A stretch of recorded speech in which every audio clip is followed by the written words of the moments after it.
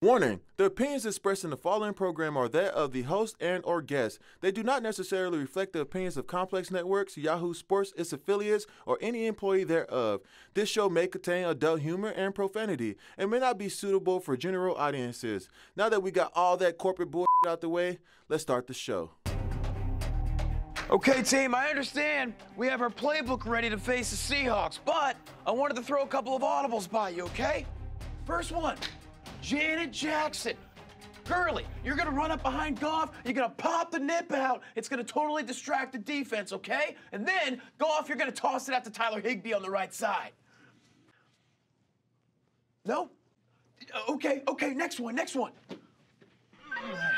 Ariana Grande, okay? We're gonna pass the ball from player to player quickly and publicly, and then all these X's become your X's, and then the defense will develop an unhealthy fascination with all the drama. Then Goff, you toss it out to old Tyler Higbee. You dig me? Yeah? No? Nothing? Oh, okay, tough room. I got one more for you. Here we go. Bill Cosby.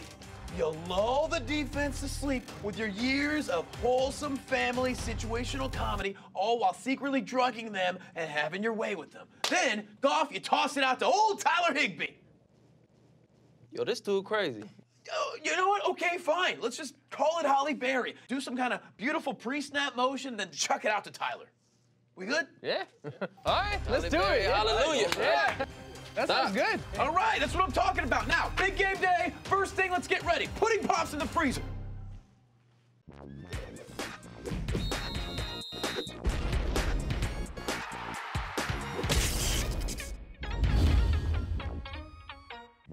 If you're gonna audible, Holly Berry is not a bad way to go. Welcome everybody to Mostly Football. Alongside the Super Bowl champ, that's Martellus Bennett. That's funny man James Davis. I'm Ben Lyons, and we're always down for a good audible around here. You ever have any like celebrity names for plays in New England?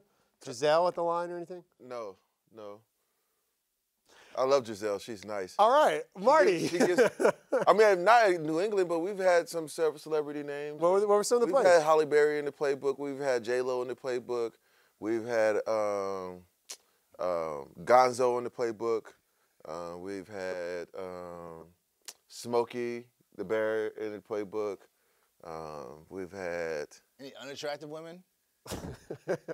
No. Hey, know who else made the playbook? I'll tell y'all this story. Yeah, here we go.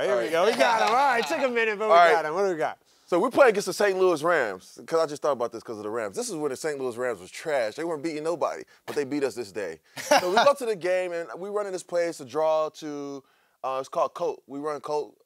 Matt Forte is getting his ass smashed. Boom! What's-his-name was too fast. Alec Ogletree was a linebacker, and Roberto Garza had to block the linebacker. But he was too fast for him, so he couldn't get him, so we couldn't get the play. So I go to Roberto. I'm like, hey, that shit's not working. And they keep calling it, so coaches know that shit's not working. So how about you block the mic, and I'll go get the Sam. So I block the Sam, and then boom, 22 yards, 23 yards, bam, best play of the day. Like, you know what I'm saying? We lost like 46 to like, 2 to the Rams.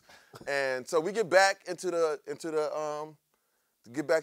stadium, the review tape or whatever, and I get called out like, oh, we got motherfuckers out here doing whatever they want to do, not running the plays the way it's called. That's why we can't fucking win. I'm like, Coach, y'all didn't make no adjustments. That's why we didn't fucking win. The game is played on grass, not on paper. So let me do what I do out here, and you just could. Why we did it 4 times in the game? Where were the eye in the sky at when we was working? You guys were like, great run. Now we have to find a scapegoat. So 2 weeks later, they was like, yeah, they give me a bad grade or whatever. Oh, you didn't do what you're supposed to do. So 2 weeks later, we get back, and they put a play in. It's called Unicult, which is after me, the unicorn.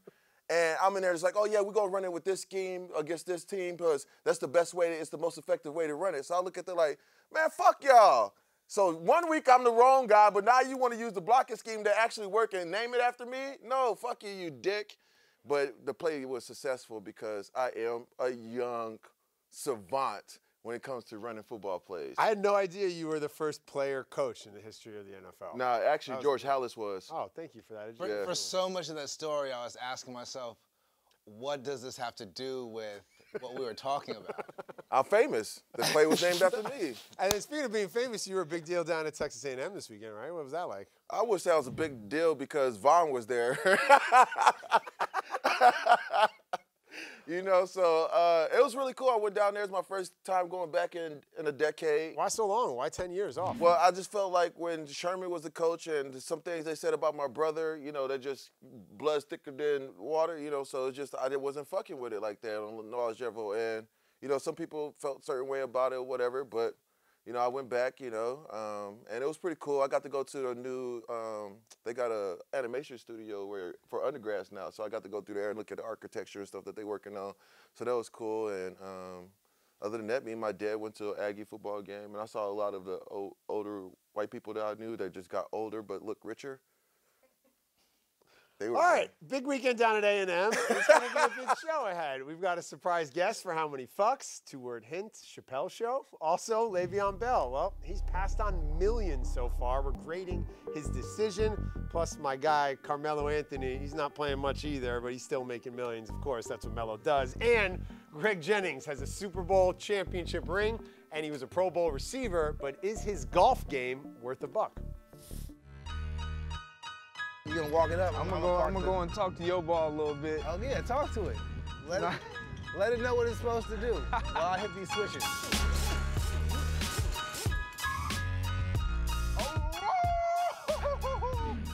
Talk about James' golf game a little bit later on the Wait, show. but I'm surprised y'all didn't get arrested. 2 black people on the golf course at the same time. Come on, man. Martellus, it's not 1968. They did that to the black women. They did that to the black women in New York that was trying to play golf. They called police on them. So I know they're going to call police on y'all ass. Y'all must see what y'all had. You had a producer show up before y'all got there. Oh. I know, yeah. Let him soften the blow, and then we'll walk in after While you. you guys try and figure this out, I want to try and figure out the NFC playoff picture because potentially two playoff teams face off tonight in Seattle. Aaron Rodgers and the Packers, well, they're 0-4 on the road this season. They go up north to Seattle where the Seahawks own an impressive 7-1 record on Thursday night. Remember a few years ago, back in 2014, they beat the Pack on Thursday night. How difficult is it to travel west for these kind of primetime games, Marty? It's very difficult, but Wisconsin's in the middle of nowhere, thank God. And why thank God that was because it should be in the middle of nowhere. So, but going to the West Coast, especially, you know, the Midwest, but East Coast is even worse. Like when we had to play San Francisco, you have to travel on Thursday night to be there Friday to get to adjusted to the time. Because say if you travel west and you have a 12 o'clock game, you know what I'm saying, or West Coast, like my brother played Seattle and they had to play Carolina for a 12 o'clock game in the playoffs one year.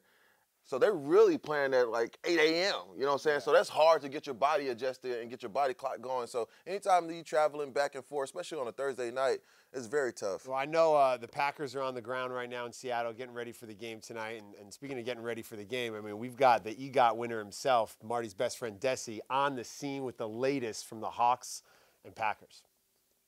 What's up, MFers? This is best friend Desi coming to you live from the Emerald City. Now, we've been getting big time since week 1, but I had to call Mike B and got the plug on a Russell Wilson and Ciara interview, and it looks like they coming over right now. The princess is here, y'all. Hey, Russ, CC, what's good? Desi Brown, mostly football. Can I get an interview right quick? You already know it's gonna be automatic, supersonic, hypnotic, funky, fresh. Damn, it's like that? Russ, CC, Russ. Man, Russ and CC out here tripping. They said they can't do no interview right now. That's why I like Future better anyway. But this is Desi Brown for MFBN. Back to you in the studio. Did you see Desi's shoulders? What he said? That automatic. Best in the business. Yeah, he looks got that ego. He looks stiff, but he ain't as stiff as he look. Well, Marty, we're gonna ask you to play teacher right now, Professor Marty. All right, I got you an apple here. Brought the teacher an apple. Last time someone took an apple for somebody, they went to sleep for a long time. I'm not trusting you. We got the whiteboard, Marty. Here you go. I'm cool with the whiteboard because a whiteboard would be nothing without the black ink. That's correct. I did not think you were gonna be on board with the whiteboard. I'm cool with the whiteboard because it has black ink to get the message across. Let's get right to it then, Professor, shall we? Le'Veon Bell's former teammates, they didn't waste time cleaning out his locker. They actually stole his cleats, which is kind of wild. Le'Veon didn't show up in Pittsburgh by the deadline, which means he won't play for the Steelers this season. or any team, and he won't collect any of his $14.5 million salary. Marty, Le'Veon's clearly betting on himself and betting on a big contract, but what grade do you give him for his decision to sit out this year? Oh, I thought I was coming up with the headline for this. Okay, so. Well, you're a professor. Your professors don't come up with headlines. Yeah, that's true. That's true. But I do give them stuff to do their theses on. So for this, I'll give Le'Veon a B. And that's because he didn't make enough public appearances. If you want to go big like this, you got to make sure they see you while you're doing your thing. But I think he made a smart decision. 8 games left or whatever is left in the season. It's not really worth the reward is not worth the risk. So you might as well, you set out this long, you might as well finish the job. So I think he's sticking to his guns and he's doing a great job. Any like reservation if you're another team or hesitation on signing him next year if he did this year? Nope, because we know that he's going to be healthy. He's going to be right, and he's going to have something to prove. And you always want to get a player where they have something to prove. How about Professor James, the grade for the Steelers? How about the Steelers and all this? Well, before I answer your question, I just want to say that Le'Veon is kind of like Drake when he doesn't show up to these award shows. It's like, yeah, you miss him, and the show went on, but his absence was felt. So at the end of the day, he's winning. So I give Le'Veon a D for Drake. But that's not what you asked. No. You asked me about the Steelers.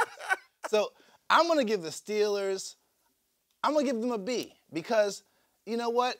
They've kept it together, B, and I also gave them a B because the Steelers are like going to a New Edition concert when Bobby Brown doesn't show up, you know? Because it's like you're getting a show, you're getting your money's worth, but you miss Bobby. But you know what? The show went on. And hey, Steelers, I salute you because the show has gone on. Even though Bobby's not there and we miss Bobby and his dancing, you're still going out there and you're doing your thing. Strong B's from the professors here. Marty, your former team scored some vindication last Sunday night. Which team? The Dallas Cowboys, when Zeke looked like his old running self, running wild, and the Cowboys held on to upset the Eagles 27-20, pulling within 2 games of the Washington football team. Marty, did the Cowboys do enough to impress you, grade their brief turnaround? I just want to know why this is an upset. The Eagles, it's not an upset. Defending Super Bowl champ in Philadelphia. Yeah, it's not an upset. This is not an upset. This is a clash of... It's mediocrity. Just mediocrity on display. I mean, they played a good game. Zeke did some good things. I would give them, I'll give them a C+.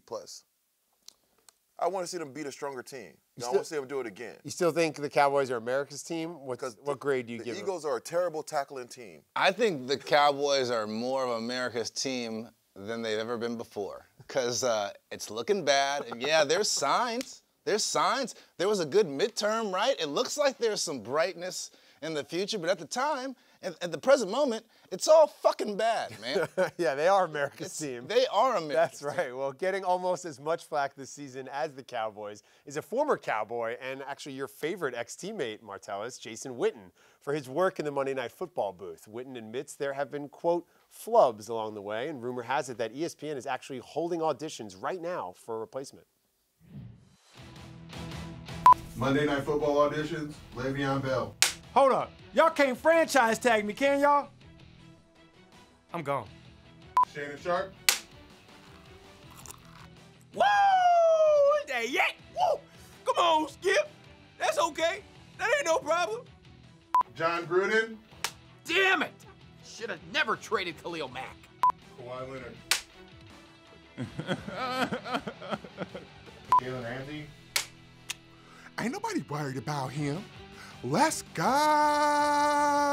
Jay Cutler. Don't care. DMX calling from jail. Hey, yo, dog.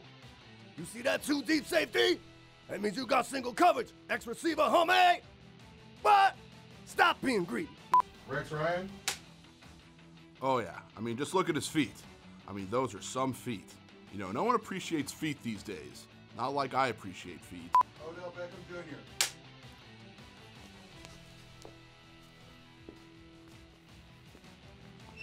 And I know feet. Those are some great feet. Let's go get a goddamn snack. Big Dummy. Yes, much better than Jason Witten. Can you start on Monday? awesome. All right. Meanwhile, what's going on? What's going on in Philly? It has been bad though. The defending champs not only lost at home to the Cowboys to fall to 4-5, but the Birds have the toughest remaining schedule of any team in the National Football League, including against the Saints this Sunday down in New Orleans. Marty, what grade do you give to your brother's team right now? I give them. So they're a bad tackling team. A D-. Oof. Because that D is not tackling.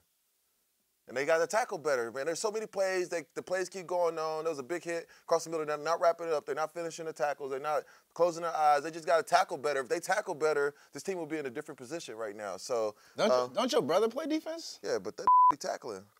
Straight up. Good news for the Rams. They get a home game rather than having to travel down to Mexico. Bad news, they lost one of their best players. Receiver Cooper Kupp went down for the season in last week's win over Seattle. They're 9-1. They've kind of lost some of their shine. Marty, what grade do you give the RAMS in coming back to LA on Monday night? I give them an A+. Because they're still doing their thing. Like they've been. I don't think they lost any of the shine. It's just that when you're the best team on the market, everyone gives you the best shot. Now you have that target on your back. It's different for Rams because the Rams fans have never really had the target on their back. But right now, everyone's going to give you your best game, and they've been able to withstand some of people's best game. I mean, you got the Packers giving them the best games. You have people, everyone that coming this week that want to beat the Rams. Like the same way people play the Patriots. They want to beat the Patriots. Now, on the West Coast, you want to beat the Rams. Prime time and the whole Seattle thing. was the same way at one point in time. The tides are turning over here, you know what I'm saying? So it's like... Does the loss of Cooper Kupp, though, hurt a little bit? Yeah, I mean, anytime you lose a good player, it hurts. But, you know, they got so many weapons over there, you know, it's just crazy. Grade the chances, or are our chances maybe of getting free tickets on Monday night to go to the game here in L.A.? You think we'll have a shot? Our chances of getting free tickets? Is that what y'all really want? Yeah, I'm trying to get to the game on Monday I can make night. a phone call. Really? Yeah. Oh, sick. You guys are rolling on that, right? You guys are rolling? I'll see what I can do. I was going to say F, but then he said he can make a phone call. All right, so you're saying there's a chance. Well, it might not be a chance because a couple of weeks ago you went to the Rams facility with one of your pals and he wore a Vikings jersey there. So they might not want you there right now. That's a good point. About the only good thing for the Raiders, well, that's securing the #1 pick in next year's NFL draft. Oakland fell to a league worst 1-8. Owner Mark Davis and his silly haircut says blame him and not Coach John Gruden for them being terrible and trading away all their best players. Marty, do you give a failing grade for John Gruden in Oakland? Yeah, if I was a teacher and this was a 100-point grading system, I would give him an 18. What? They're 1-8. That's the correlation. What do you make of the whole situation there? Do you believe the owner when he says it's his fault and not Gruden's fault? One thing I learned as a black man, never believe the owner. Nah, let that sit. Hey, yeah, you be like, hey, these working conditions out here on this field ain't great. Oh yeah, we're gonna take care of it. We got this guy who's making the cotton gin. You all gonna get to use it. Then no one ever sees the cotton gin. That shit's crazy. So I don't trust the owner. He's doing the best thing he can to save face for a decision that he made, a business decision that he made. They may not go right, so he doesn't want all the flack to come down on the person that he paid to in that decision. So there's nothing that we could do to the owner because he has all the money and it's his team, so he can do whatever. So he could take an extra pressure that Gruden doesn't have to take. So therefore, it's just him being a boss and just saying like, look, to shoot at me. I'm a billionaire. I'm somewhere, anywhere. I'm probably on my yacht while y'all talking bad about me drinking tea and eating crumpets, which is look like what Mark Davis does. Actually, he's like a Twinkie guy. He by eating Twinkies and hot chocolate. What? I like hot chocolate. Hot chocolate makes me happier. Can I offer my conspiracy? Yeah, please do. I think the culture of Oakland is negatively impacting the Raiders. What do they do in Oakland? They go dumb. What are they doing on the field? Going dumb. What do they do in Oakland? They ghost ride the whip. What is ghost riding the whip? You get out of your car and let the car drive itself while you act stupid outside the car. I think Mark Davis is ghost owning the Raiders. I think he's outside of there doing and just letting the team just do it. Well, no, I agree with you, but I think he's just out there just. I agree with you, but I would say this. This is why I'm thinking.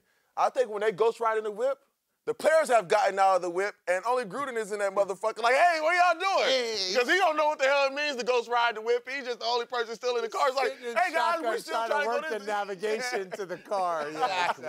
Yeah, so I agree with you. Well, off that agreement, let's move to my segment. We're going to switch it up from the NFL and talk some college ball and some man drama between two Ohio State coaches who aren't even at the school anymore. Zach Smith, the disgraced former Buckeyes coach who got his ass fired over domestic abuse allegations, blames his former colleague, Tom Herman, now head coach at Texas, for blowing the whistle. Oh, shit. Smith went at Herman hard on a long Twitter diatribe with allegations of drug use with a masseuse and infidelity claims. He even called out Herman's wife. Oh, no, he didn't. Smith promised to expose Herman. Herman's alleged response over the text was, okay, cool, hook him. He's like, I'm working out here, homie. I'm getting this hook 'em money. All these allegations mean nothing to me. I kind of like this, though, because the black community has been crabs in buckets for, we have been labeled as crabs in bucket. It's good to see the white community acting as like crabs in buckets. Usually they stay together. Yo, as the white guy on set, I feel like I gotta say something at some point, no? Come on, It's a safe space for you too.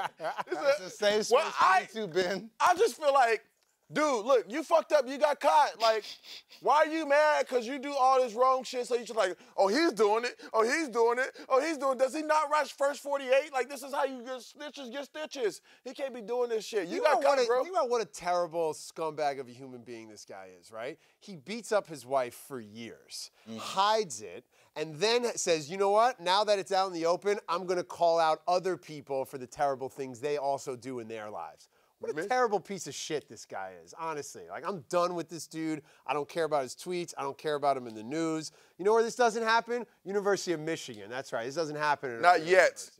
Or are you talking about Brett Kavanaugh or are you talking about this guy? I'm just talking about all these old white men in power.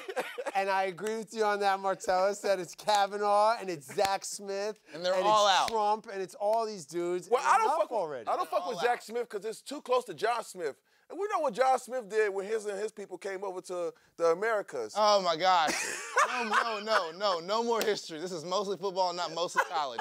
All right, this might be my favorite story. A dude married a hologram. A hologram. Damn it, who does that? And I'm not talking about the Tupac hologram. A 35-year-old man in Japan married a computer-generated hologram in the image of a 16-year-old Japanese anime pop star. 39 people attended the wedding that cost 18 grand. His parents didn't come, shocker. My dude put a ring on a stuffed doll shaped like his bride at the ceremony. No shit, this is really happening. Dudes are marrying holograms. Is it that bad out there? Is it? I was in Japan and it was crazy because like they have this area in Harajuku where it's like all these college kids, but they dress up like they're so young. Right, but they all have, like, all these Japanese men have all these different fetishes over there. So, like, you go to one, they're like little cops with pigtails. Then you go to another area, it's like they're like schoolgirls. And then another area, they're like astronauts. And another area, they're like zookeepers. I'm just like, what the fuck is going on? It shit creeped me out. Like, I had to go walk around because I just didn't want to walk down that aisle because, I'm like, this shit just look crazy. But marrying a hologram, that's like shit. That's like marrying Siri. Like, you know what I'm saying? What is she going to do for you? I guess if it's an emotional relationship, I don't know if it can have conversation, what the artificial intelligence is in her, but this guy ain't busting no nuts. I mean, like, what is it? Your Japan trip, by the way, was so different than my Japan trip. But what I noticed about being in Japan is that this real interesting duality of respect for the past, tradition, ancient customs, and then mixed with future and what's next and marrying holograms. This is where the ancient past needs to grab this dude and say, stop. What the fuck are you doing? Don't marry a hologram. That's where you need Mushu from Mulan to come out? I mean, she's not Japanese, though. Yeah, I was about to say, I think you're getting those mixed up a little bit over there. Challenge flag. Did you say Mushu? Oh, my goodness. You remember Mushu? Eddie Murphy did the voice. I thought Mushu was a plate. Well, either way. I blame all 39 people who were at that wedding. And a little side note in your read, they probably built a hologram. He's 30-something and she's 16. Like, if you're going to marry a hologram, at least marry a hologram of age. Right, I mean. That's weird. Because you know one thing, that hologram is not going to age, so that hologram is going to be 16 forever. That's even weirder when you think about that shit. He going to get older, That hologram gonna stay 16. He a creep. Yes, he is. All right. All right, it was some reality show drama between Katie and Draymond this week. Draymond Green, that is. Now Warrior fans can pay not to watch it. That's right. In some real Silicon Valley baller shit, Golden State fans can pay $100 for a season pass inside Oracle Arena where you can't actually see the court. You'd still have to watch the game on TV. This is for all the Instagrammers who just want to take a selfie of themselves at the arena, but if you can't see the court, that's dumb. That's just dumb. It's standing room only, right? This is what happens when you have a team at the height of their powers for 5-6 years. They price out the hardcore fans. You know what they need to do? They need to call my Japanese friend and get a hologram basketball game to watch. That's a good callback. I mean, that makes more sense than paying $100. I ain't paying for that shit. Who wants to be in the room? Watch it at home. Watch it at home. Yeah, people they want to do it for the gram, man. Hey, you take a photo outside Oracle. They don't know your seats are behind a pole. So sad. Go to the Warriors game with my friends outside Oracle. We're in the parking lot. Oh, we're in the bathroom. Oh, we're getting chicken wings. Yeah. All right, finally, Jimmy Butler's now a 76er. Butler teaming up with Embiid and Simmons changes the balance of power in the East, while out West, the Carmelo Anthony experiment in Houston might be over 10 games in. Melo's made over $238 million in his career. Yeah, Melo! 238. He's making $2.4 million this season. Some say Melo's just stealing money.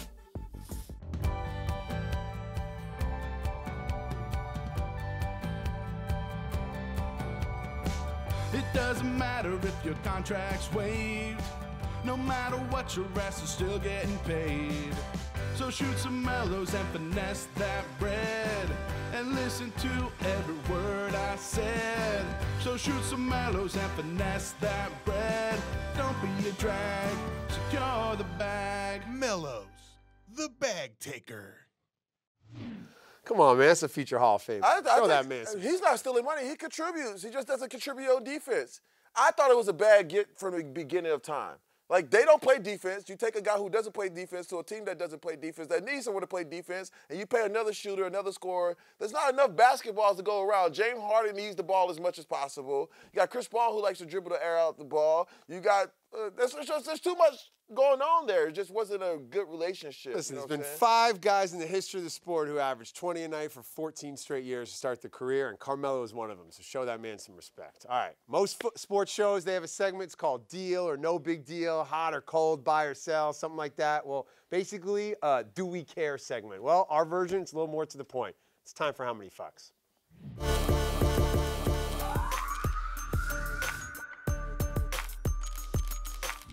All right, as we sometimes do, we'll welcome in a special guest for HMF, and today we've got actor and comedian, the legend Ask G. Larry himself, Donnell Rawlings is here. It's real, too. Look at those elbows, bro. I don't know. You got your rock star jacket on. The bigger question is, what type of leather is that you can roll up? this is not real leather. I live in California. This is leather. I'm dating vegans nowadays. You can't get a vegan with a leather jacket. Oh, you got to get pleather, son. I go with the times. Yeah, we were just talking about this. The best way to go get a date is at the Whole Foods. Guys going to clubs. You used to go to the church to find God-fearing women, but now you got to go to Whole Foods as I put these marshmallows into my hot chocolate. All right, time now for How Many Fucks. First up today is one of the most terrifying things I've ever seen in my entire life. The Chinese have developed a laser assault rifle capable of searing human flesh from up to half a mile away. The pain from the invisible beam will be, quote, beyond endurance. Marty, how many fucks about this new insane weapon? I give one fucked up fuck. Because the last thing we need is more fucking weapons in the world for other scumbags to get their fucking hands on and keep killing people and murdering people. Why don't someone go somewhere and make something for love? Go make love. Hey, honestly, that shit sounds horrible. I give one great wall of China. What the fuck? Keep that shit over there or in Fortnite, okay? That's the only time you need guns of that magnitude is in a video game, not real life. Yeah, I give a holy fuck because when you hear about lasers shooting people from half a mile away, it feels biblical. Like, that's terrifying. Yeah. So what? How does that feel? What is this? Just that's how the world ends. By God, like shooting down a laser. God has lasers now? I thought he's smiting people. I didn't know God went and invested in lasers. God got guns now. I'm just saying. Could they use that same technology in porno movies is my question. Why? Would you need it in a porno? Shooting the lasers. Do you know how many scenes you would kill if you had laser visit fluids coming from your rifle? What? Ah, I get it. Next up, psychedelic mushrooms. Easy transition there. They may be the next legalized drug for medical use. The FDA has approved testing using psilocybin, the psychoactive ingredient found in shrooms, or so I'm told, that may eventually allow psychotherapists to administer the drug during therapy. Marty, like, how many fucks, bro? I give a Super Mario worth of fucks because I hate when the government try to take shit that we already know works, then try to find a way to make $1 out of it. There's been motherfuckers trying out shrooms for medical purposes for years, and it's been working. So now they want to say, oh, this shit really does work, so let's see if we can make some money off of it. Well, fuck you. Thoughts on mushrooms becoming legal? Trying to figure out a way I could really lose my job, but I give one vegan fuck because I think vegans would be the people that support this movement more than anything, and finally probably have a drug to get them so high that they realize how much they really miss meat. And I think we can convert the vegans back to being regular people because we all know majority of vegans are complete assholes. How many fucks you give? I give it an eighth of a fuck, or a purchasable amount of fucks. Because you know what, shrooms, they never did nothing wrong to nobody. Ain't nobody wrong. Ain't nobody fearing shrooms. And if somebody needs shrooms and that emotional roller coaster to help them get through something, have at it. You know, me personally, I cry and then laugh and then need other things. It's just, me and shrooms don't really work like that, so I personally wouldn't prescribe it to somebody, but if you want to go on that roller coaster, then you should do it and let it be legal. I give 33 fucks about this because a friend of mine took mushrooms and watched Patrick Ewing return to Madison Square Garden in a Seattle Supersonics jersey and lost his mind. And those things are really powerful. And I saw my friend totally cry and bite the washcloth in the fetal position. So, are you the friend? Moving on. Finally today, researchers believe that driverless cars could lead to an increase in car sex. That's right, giving new meaning to the phrase traffic jam. Ayo, obviously not operating the car frees you up to engage in other activities, including fucking. So, Marty, how many fucks you give about fucking in cars? I give a Bang Bros worth of fucks because they've been doing it forever. This is not nothing new. They've been doing this for traveling through space and traveling through time on highways, having sex all the time. They picked up old girl at Baja Fresh one time. You know, all these things is crazy. So I think the traffic, you know what I'm saying, it's been going on. Bang Bros was ahead of time. They should bring those back in autonomous vehicles. They stopped? How many fucks you give, Donnell? I haven't tuned in a while. I want to add to the Bang Brothers. I'm old school. I want to do a Bang Brother and a booty talk fuck. Booty talk. Booty talks went up to 69. I don't know how many fucks you get on the 69, but booty talk was the pre to the Bang Brothers fucks. But for all the brothers watch this, I really do. I give a Black Lives Matter fuck, and away from the whole fucking in the car, I think it's a good idea to have driverless cars. That way blacks won't get pulled over so much in traffic stops. You can't arrest a brother if you don't know who is driving the motherfucking car. So can I see your driver's license and registration? For what, motherfucker? I'm not driving. So I give a Black Lives Matter fuck. Fight the power all day. You know what the fuck it is. Are you gonna go with an onion booty? Boy, don't you do it. Don't you bring up college. Don't you bring up college in here now. I was gonna go more Pornhub. Okay. But no, onion booty. That's like Chronic 2001. That's like your favorite friends. Remember the one? I remember them all. I would like to give an ultra thin fuck because I feel like if the fucks are going on, I would like to recommend ultra thin condoms, my favorite. I didn't take you as a wrap it up guy. I thought you was like the... Add that to the list of guys trying to get endorsements on this show. I thought you was like the #1 form of birth control in America is the pull-out method. And I thought you was right there in the pull-out method group. I am, but I didn't want to promote it on the show. Oh, okay. You're gonna lose the job, son. I'm going with $7, a minivan's worth of fucks. There's gonna be some wild people on the roads if those cars actually happen. All right, you can catch Donnell Rawlings on tour. He'll be at the St. Andrews Hall in Detroit on November 29th and at the Varsity Theater in Minneapolis on November 30th. Check out DonnellRawlings.com for all the info. Appreciate you coming on the show. Thanks for having me. Coming up, Liz Loza is going to serve up the fantasy football X Factors for Monday night's huge Chiefs-Rams game. Sometimes, Marty, you know, drop knowledge. Sometimes you do things like that. In our Deep Shit segment, you've been able to enlighten the world with the inner workings of your mind. And today we've got some philosophizing from a well-known NASCAR legend. That's right, Dale Earnhardt Jr. on Mostly Football.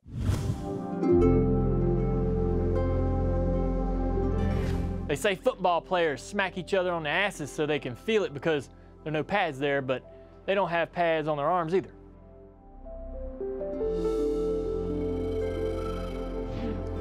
Shout out to Dale Earnhardt. He's got a new book, Racing to the Finish, My Story, and it's available now.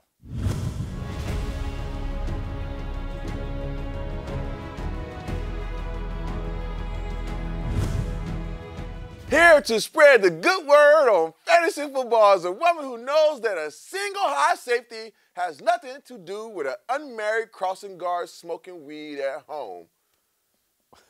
Liz Loza. Hello. First place in the NFC North is on the line Sunday night when the 6-3 Bears host the 5-3-1 Vikings. Which matchups should we be watching in this one? I think this is all about pass rushes because Danielle Hunter and Everson Griffin are playing at an all-pro level. They look great. Trubisky does do well, but he hasn't played a top 10 pass rush, and when he has, he's really struggled. The offensive line has struggled on the other side of the ball to protect Kirk Cousins, and Khalil Mack is back and healthy now. They sacked Matt Stafford 6 times. Matt Stafford just gets sacked every week, though. I mean, he's got like 16 sacks over the past 2 weeks. So to me, from a fantasy perspective, I think this is going to look like an old school black and blue NFC North vintage style match.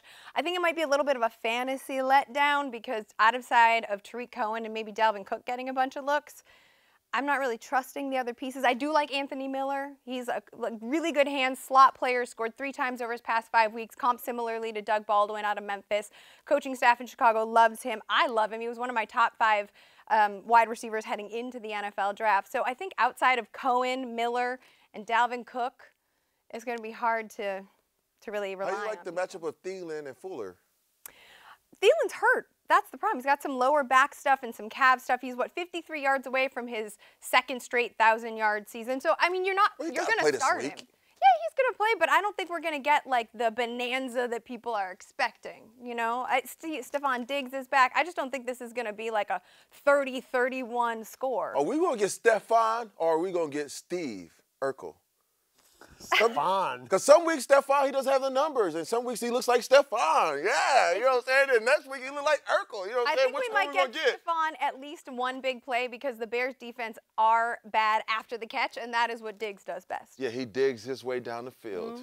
The New Orleans Saints have won 8 straight and welcome the 4-5 Eagles to the Superdome. Do you see the Saints slowing down anytime soon? Not at home. I mean, they look so good at home. This game's at home. Michael Thomas, can we talk? Michael Thomas doesn't get nearly enough love. He has converted 78 of 87 targets. That's almost 90%. It's bananas. I said that the other day. When I think of the Saints offense, I think of efficiency. They are efficient as hell. And he's seeing the same number of targets last year as he did this year, but he is averaging 2 more catches per game. So it's not like the... But they spread the ball out so well, which helps in real football, but for fantasy football, it can be frustrating. So, like, Mark Ingram's back in the mix.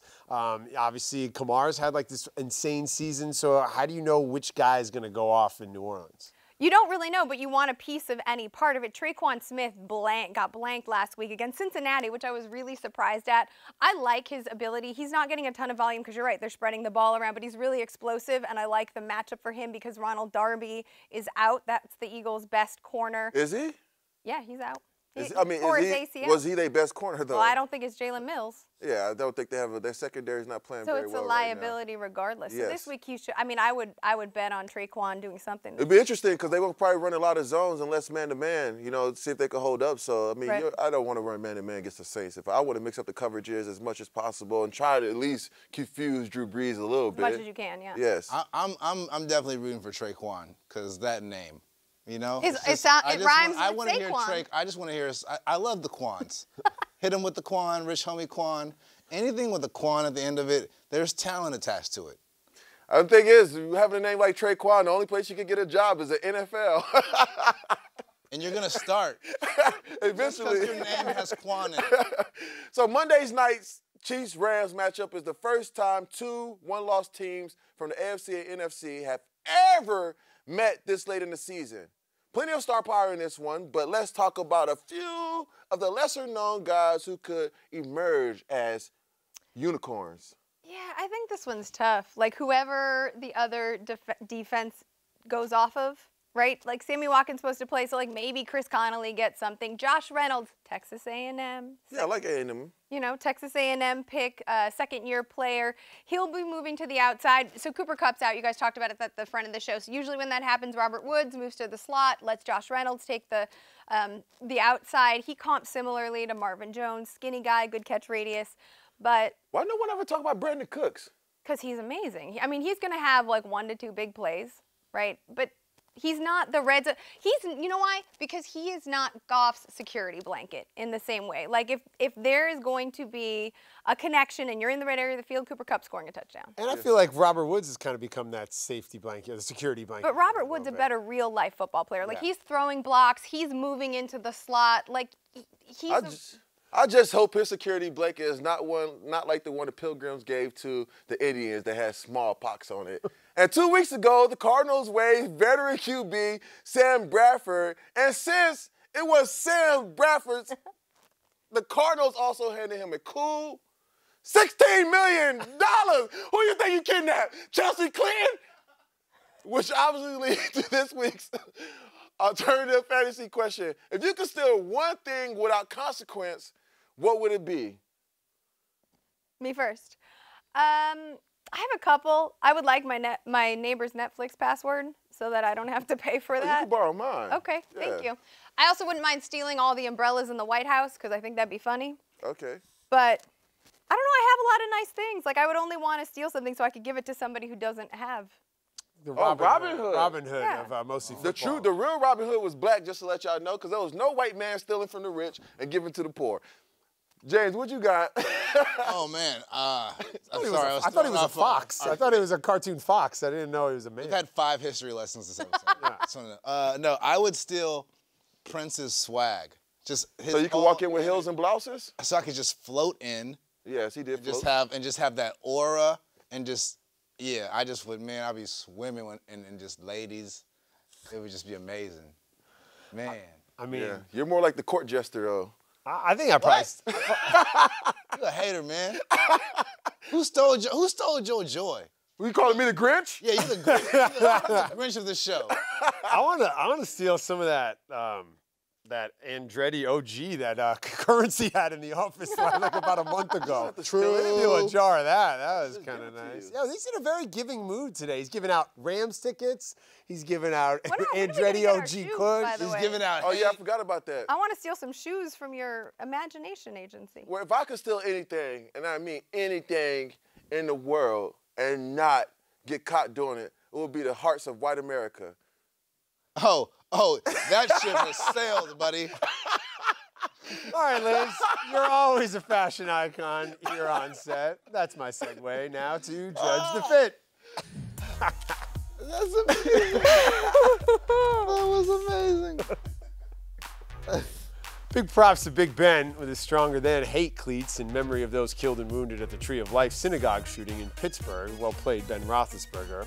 I like seeing the guys design cleats, and Cavs Jordan Clarkson, well, switching gears. I don't like seeing the guys design, what is that, a Dalmatian coat? I know you used to have a Dalmatian, right? He looks like a straight up Dalmatian. He looks like Cruella de Vil's brother. Marty, let's shout out your old Dalmatian. Yeah, Justice. I had a Dalmatian named Justice, and she was a bitch. in all words. I mean, and so is Jordan Clarkson. All right, Lil Uzi dog. Vert. The female dog is a bitch. And Young Thug, clearly, you know, guys hanging out, living their best lives. Wait, what's going on in this? That looks like a Halloween picture. No, that's just called Tuesday. They look like Thelma and Louise. And last up here, Odell Beckham Jr. Even the headphones are matching the outfit. My nigga hit the usher slide through, Genuine in there. I ain't gonna lie. Like this dude right here, Odell be bringing it every single week. That suit to come in that clean, all white, you know what I'm saying, and not look like the milkman. And it was an off-white, it was an eggshell white. That was a great job, man. Whoever his stylist is killing it right now. And Odell be out there, his hair match his shirt, his shirt match, he got a turtleneck on. And once you start wearing a turtleneck as a brother, you really making some money. 5 and 25 since the big boat trip down to Miami. Shout out to Odell Beckham Jr. and shout out to Liz Loza. Yeah, I don't get the boat classing up the show as you always do each week. I don't get the boat trip though, man. There was no girls on the boat. Yeah, Timberlands on a boat is a weird look. Yeah. All right, a large flag covering the entire field has become a staple of NFL pregame festivities. And if you're wondering who makes those and how you could get one yourself, well, here's your answer. Do you need a really, really, really, really, really big flag? Like the size of a football field? No? Well, get one anyway from the Giant Ass Flag Co. We have flags that cover all your big-ass flag needs. Cover your yard, or your neighbor's yard he ain't been keeping up nice, or Kanye West's mouth. Our flags are designed for simple setup with just 203 people working together in a speedy 57-minute fold-up process for easy storage taking up your whole garage. Call now and we'll throw in this practical and very respectable normal size flag. The Giant Ass Flag Company. You ain't in charge if your flag ain't large. All right, I want to take a moment, of course, to honor our troops and our veterans on Mostly Football, and we also honor creativity and excellence across all fields. We do it every week for the Marty Awards.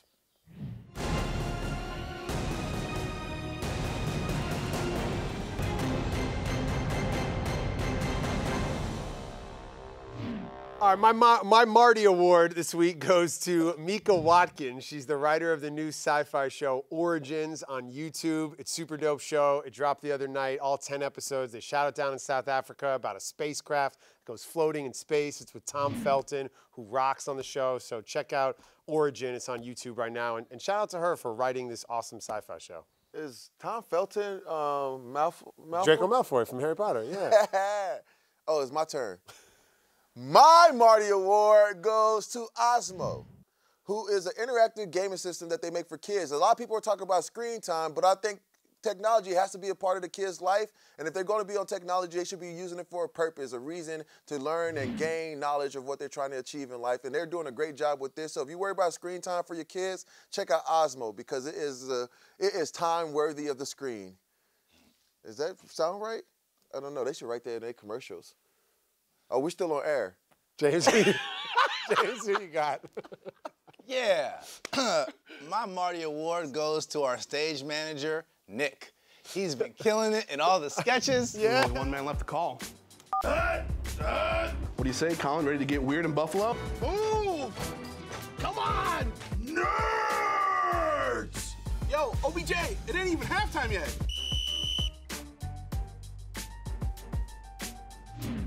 I mean, when you talk about character work, you know, and stepping outside of the box that they try to put you in. Just this range. man, wears multiple hats. He's a producer as well, and he also makes a great ceviche, I heard.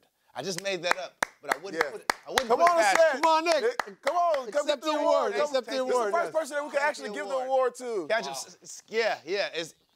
Y'all go to the. Who do you want to thank? Who do you want to thank? Make sure y'all go to the wide frame. so you Look get at his camera stomach. too. Oh, I mean, my fans, mom and dad, whole family, Brad, Joseph, Parker, Pack 6, USC Trojans, Fennel Friars, you know. Who are everybody these behind the people? scenes. You know, they know. Anything's possible, man. Hey, man. Anything's possible! Anything's possible! I'm just mad that y'all are matching. man. Y'all blend into each other. Yeah, you Y'all see like the color coordination. Yeah. Take the award, man. We'll get it from you next episode. What's in the darkness with soup kind of like what just happened to Nick? All right, this week it was my turn to step out the studio and do some dope stuff with some interesting people in honor of next week's pay-per-view match between the Tiger Woods, and Phil Mickelson, I scheduled an afternoon tee time with two-time Pro Bowler and Super Bowl champion Greg Jennings. It takes a lot of balls to go golfing with a guy who once caught touchdown passes from Aaron Rodgers and Brett Favre. So, it was a good thing that I brought some extras. I'm pretty good at golf.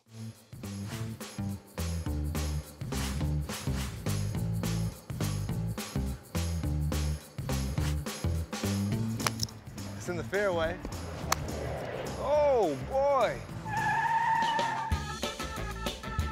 They think golf is a very, low-key sport. There's a lot of manners and whatnot. You know we're playing on a public course by the way we dress right now. This is strictly Westchester public golf course where we're real golfers, we're just extra casual today. Yes. Ah, sit, that's bad. That's off the green. All right. I think we should do some trash talking because I want to know about the trash talking that you experienced. Like, who are the biggest characters who you faced? I would say Brandon Browner when he was with Seattle, because it wasn't what he said, it was kind of what he did. So you attack him and then he scoop you and drive you to the ground. I mean, he was more of a bully, man. He picked you up? He scooped me. Whoa, wait a minute. Like he deboed you? We having a moment right here. My bad. I'm sharing real life, that's intimate. Crazy. I apologize. No more laughter. Make sure you cue the violins for this part. For part 3, I'll take it.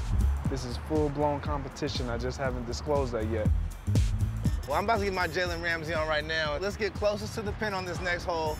Don't bring no trash swing to the tee box, okay? A little long. Woo, get down. It's all about the short game. What's the biggest difference playing with Brett Favre versus Aaron Rodgers? Aaron was so accurate. He made the play with his throw, with his arm. Whereas Brett, he let you go get it. You know, showcase your talent a little bit. Oh, great shot. Oh, this guy's hitting British Open shots. I thought I was playing with a football player. Nice shot, nice shot, nice shot. A Jalen Ramsey stroke. All square, through 2. Out of all the young quarterbacks in the league now, what quarterback would you want throwing you the ball? Patrick Mahomes, the way he throws the ball, the way he carries himself with the swag. He got that glow right now. He does. He got the glow. He does. Woo! I tried to kill it. That's my bad. He just, oh my goodness. Okay. Oh, we driving to your ball? Turn. Well, no one practiced. I think you might have came in pretty hot right here. Yeah, we're just gonna put it right here. I mean, I'm still in a great position. Not really. Why do so many NFL players play golf? It's a game that you'll never master. Like, you can win the Super Bowl, you can be defensive and offensive player of the year, MVP. With golf, it's like you'll never be perfect. Oh, break me down to my knees. This is to avoid losing 3 down? This is to avoid losing? Oh, no. No, I've already lost. I know that. I just wanted to say that out loud. Oh, Trying to get in my head. I see you. This guy is one of the best ever. Thank you so much, man. With these clubs. For beating me with the rental clubs, man. Absolutely, with these. I'm just letting it be known. As much as I would have liked to see you miss that, it was cool to see you make it. You beat me, but we had a little moment. Oh, good things there weren't cameras out the other day when we teed it up. So that was a good segment. This makes me happy. Good segment. That really warms my heart. My heart grew a little bit. I know you called me the Grinch earlier. Watching 2 black guys play golf like that together, rejoicing in jean shorts, really, my heart grew an inch. Great job. Next week on Mostly Football, our Mostly Football correspondent and LA native, Denise Jones, she shows new LA Laker JaVale McGee where a real Angelino gets tacos. First of all, I'm 7 foot. So there's not even like any incognito way I can do anything I ever wanted to do. You could be that kid from South Park, though. And really, Which one? like, pull the strings of that hoodie. Is Kenny the one that dies every episode? But I'm saying, then they wouldn't recognize you because you'd Because I'd be be dead, that's why.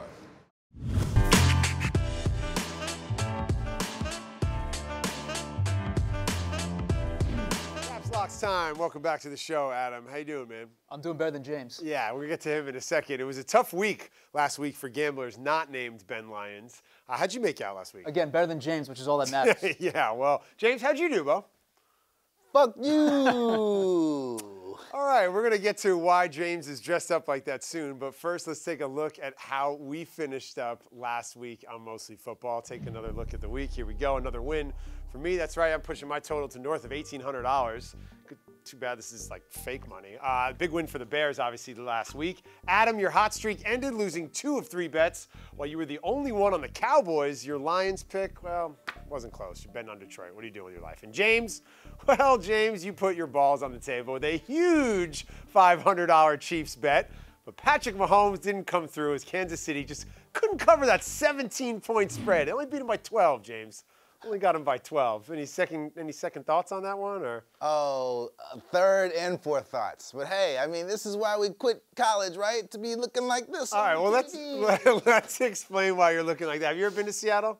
Yes, I have. Yeah, so you know what goes down in Seattle, in the Emerald City, at the famous Pike's Market. They throw fish. So for your punishment, we're going to recreate this iconic scene at the world-famous Pike's Market. So while you're making each of your picks for this week, you'll be tasked with catching fish thrown by Martellus Bennett from Texas A&M while you break down who you're picking. Yeah, I can't wait to do this shit. I've been waiting to do this shit all day. I'm throwing fishes at motherfuckers. You know, you feed a man, you give a man a fish, you feed him for a day. You teach him how to fish, you feed him for a lifetime. A black man say that. No, there was no reason to say that. that had nothing to do with anything. What's the over-under? Hey, Cap, what's the over-under on how many fish that James is able to catch? Over-under is 1.5, and I'm taking the under. 1.5 fish. All right, first up, it's the defending Super Bowl champs versus this year's Super Bowl favorites. The 8-1 Saints play host to the 4-5 Uggles. The Eagles come into the game as huge underdogs, while the Saints, they're favored to win by 8. James, you've been swimming upstream with your picks lately, buddy, so why don't you get us kicked off? Who you got in this one? Listen, the Eagles, they won the Super Bowl, and that was like a one-night stand. You know, you had your moment, but it's not coming back. You're not hooking up with her again.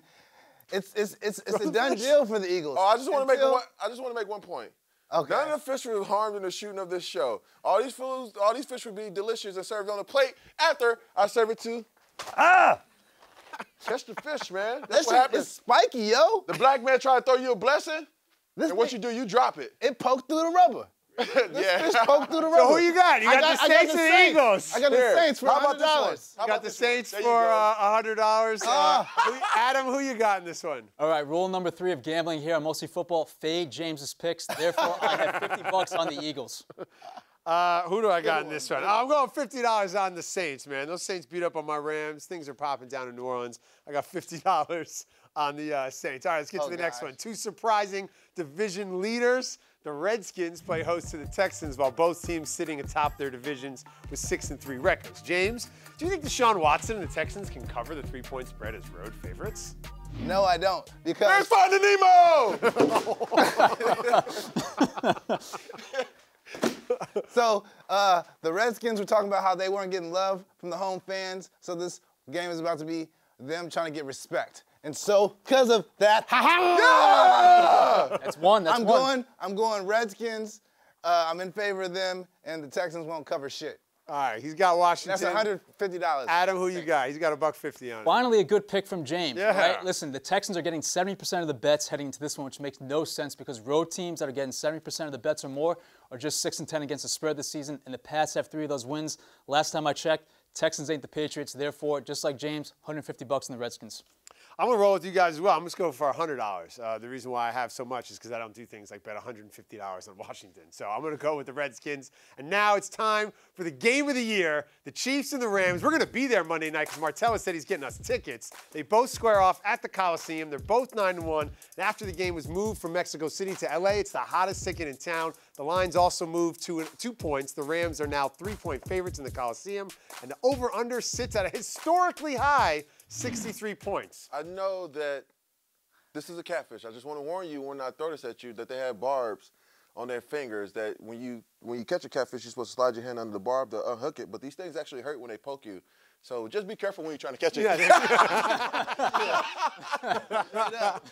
Chiefs and Rams, the game of the year. You're catching catfish, James. Who's it going to be? Look, I'm putting my money on the Rams. Oh, you trying to Odell the fish? You trying to one-hand the fish? These things are spiky as shit, yo. And it's because the fucking Chiefs are the reason I'm catching fish in the first place.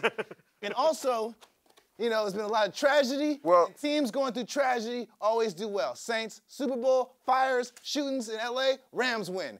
Get these fish away from me, man. Well, there's an octopus in here, but I refuse to throw the octopus because the octopus is my favorite animal in the world. And the last thing I want to have it go through and have an experience of you dropping it on the floor. Agreed. I love octopus because they're the animal that's most like me. They have several hands and they could have brains of their own. Adam, what's your pick? Yeah.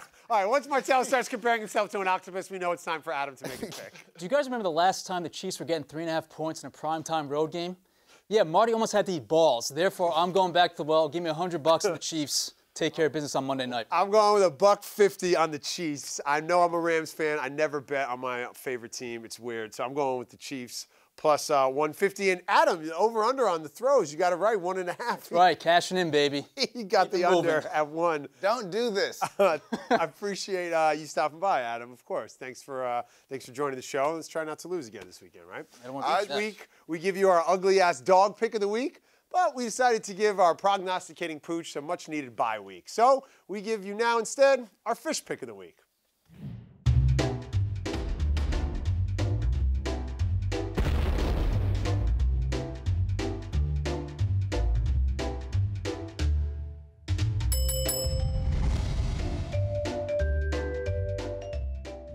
It's our 11th Mostly Football. And James, definitely some of your finest work, man. You did a great job on the show today. Oh, thanks, man. Today's been a blast. Yeah, welcome to Hollywood. All right, we lost a legend in Hollywood this week when Marvel's Stan Lee passed away, and condolences poured in from all over the world. But not everyone was on point. And tonight's nominee for You're Better Than That, a newspaper in New Zealand got the wrong Lee. The paper had a headline that Spike Lee died, not Stan Lee. Spike took to it all in stride on his Instagram, posting, "I'm still alive and striving. Come on, Gisborne Herald, you're better than that." Where was this newspaper at? New Zealand. Yeah, no one reads the newspaper in New Zealand.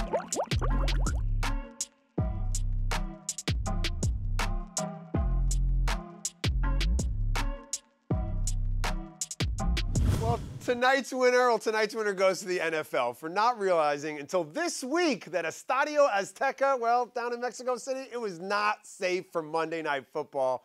And the game between the Chiefs and the Rams had to move back to L.A. I mean, look at that. Martellus, you played down there in that Estadio Azteca. It's not suitable for, come on. One thing that we all know is that the grass is definitely not greener in Mexico. No, NFL, you are better than that.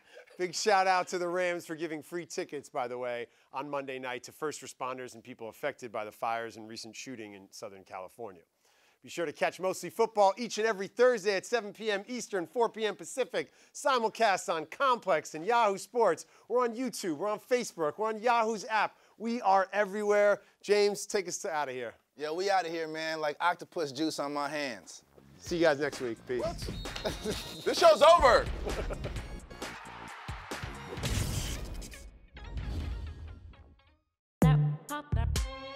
Complex Networks.